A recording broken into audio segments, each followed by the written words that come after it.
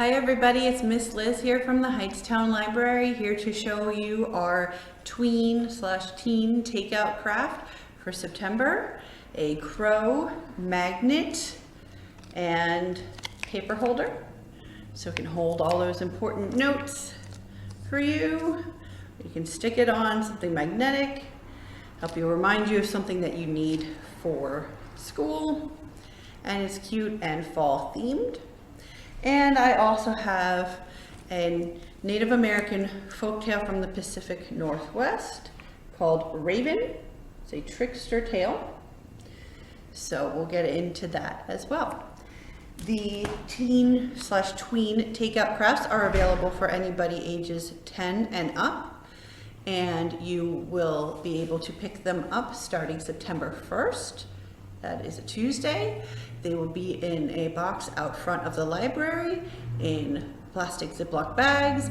You will take one bag per child who is the age of 10 or older, and it will have most of the supplies in here needed to make the craft. You'll need glue, and I think that's pretty much it. And then if there's any other way you want to personalize it at home, add glitter or markers to make it your own anyway. You can use whatever supplies you have at home to do that. All right, let's get started with Raven, the Trickster Tale. Raven, a trickster tale from the Pacific Northwest, told and illustrated by Gerarld McDermott. Along the coast of the Pacific Northwest, as far north as Alaska, Raven is the central character in most Native American myths and tales. A shapeshifter imbued with magical powers, he is at once brave and cunning, greedy and gluttonous.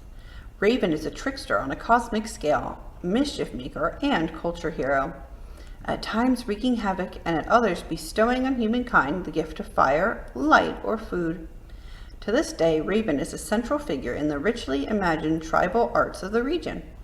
He is depicted along with other important animal spirits in a highly stylized form on totem poles, carved boxes and utensils, jewelry, weavings, and baskets. This tale is told with variations throughout all the native groups of the Northwest coast. Within his dreamlike setting, Raven balances his heroism and trickery to bring a blessing to the people. Raven came. All the world was in darkness. The sky above was in darkness. The waters below were in darkness. Men and women lived in the dark and cold. Raven was sad for them. He said, "I will search for light." Raven flew across valleys and across mountains. He flew along rivers and over lakes. There was darkness all around. Then he saw a bit of light far away. He flew and came closer to the light. The light was at the edge of the water. The light came from the house of the Sky Chief, and it was shining. Raven perched high in a pine tree on the shore. Raven watched. He saw a beautiful young girl emerge from the shining house and go to the edge of the water. She was the Sky Chief's daughter. She knelt and drank some water from a woven basket. Raven changed himself into a pine needle. He fell down from the tree and floated on the water. When the girl drank again, she swallowed the pine needle. After a time, the girl gave birth to a child. The child was small and dark, with shiny black hair and tiny black eyes. Who do you think the child was? It was Raven. Raven had been reborn as a boy child. The Sky Chief was delighted with his daughter's child. He called him grandchild. He played with the boy and carved toys for him. He invited the elders to come and see the curious, wonderful child. The elders gathered in the shining house with the Sky Chief and his daughter. They watched Ravenchild crawl around the floor of the lodge. He pretended to be playing. All the time he was trying to find the light and where it was hidden. He saw a box in the corner of the lodge. The box was large. It was carved and painted with many colors.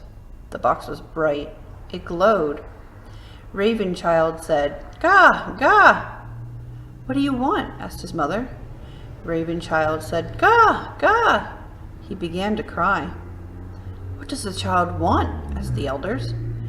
Ravenchild said, "Gah, gah." He cried and cried. "My grandchild wants the box," said the Sky Chief. The young woman placed the box in front of Ravenchild, but he continued to cry. She took the lid off the box. Inside was a smaller box. She took the lid off that box. Inside was a smaller box. His mother took the lid off that box, and light poured out of it. Light flooded the room. Inside the box was a shining ball, blazing with light. What do you think the ball was? It was the sun. "Give him the ball," said Sky Chief. His mother gave Ravenchild the ball. Ravenchild stopped crying. He began to play with it. He rolled it around the floor of the lodge. "Gah, gah," he said. Then he changed into a bird. Ha ha! He became Raven once again. Caw, caw.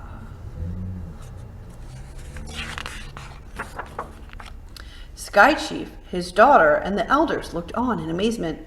Raven plucked up the ball of light in his beak, flew through the smoke hole of the lodge, which is the hole in the ceiling, and disappeared into the dark sky. Raven flew over the valleys and the mountains. He flew along the rivers and across the lakes. Raven threw the sun high into the sky, and it stayed there. This is how Raven stole the sun and gave it to all the people.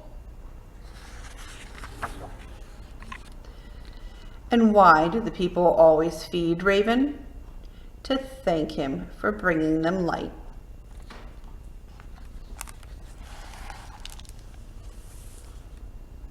All right, so this book and other Native American tales that are adapted and illustrated by Gerarld McDermott are available from the library system, either by calling us or by placing a hold online, and you can pick them up curbside. And as I mentioned, our tween takeout craft, the crow, which is a relative of the raven, is available for pickup in front of the Hightstown Library starting September 1st, and it will be in a bag like this with all the supplies needed, with the exception of glue and any other things that you want to make it personalized, of course, but it has the basics in there and you'll be able to pick that up. We ask that you take one per child, one per tween or teen, and that is anybody who is age 10 or older. Anybody who is younger than that, we have a child takeout craft if they are interested, and that is a pair of binoculars that they can make. You know, that's definitely more for our preschool group. So if your child is in between those ages and they're not interested, then maybe you can give us a call and we'll see what we can do. Okay, hope you enjoyed the story. Hope you'll enjoy picking up this craft and doing it at home, and keep watching our YouTube videos. Thanks so much.